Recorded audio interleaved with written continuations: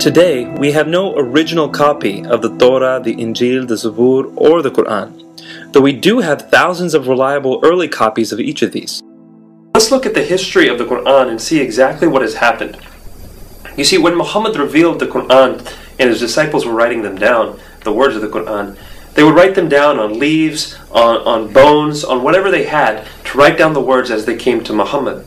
These leaves and bones and whatnot were never collected during the time of Muhammad. They weren't collected until afterwards, when Muhammad had died. Abu Bakr commissioned a group of people to go and collect everything and write down what Muhammad had said.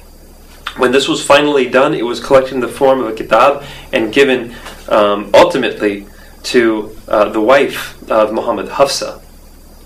Later, during Uthman's time, the Quran was recalled and re-edited and put back together because people were beginning to read the Quran differently. There were different variations that were happening throughout the Muslim world.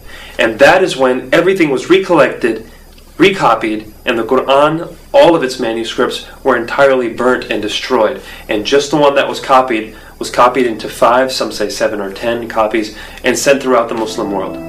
It is sometimes claimed that one or another of the ancient Qur'ans found in Samarkand and Topkapi are Uthman's copy with his blood still on them.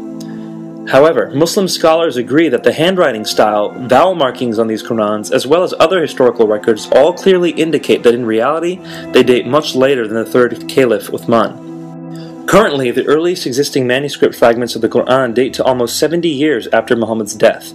Similarly, the earliest remaining manuscript fragments for the Injil dates to 50 years after the original writing.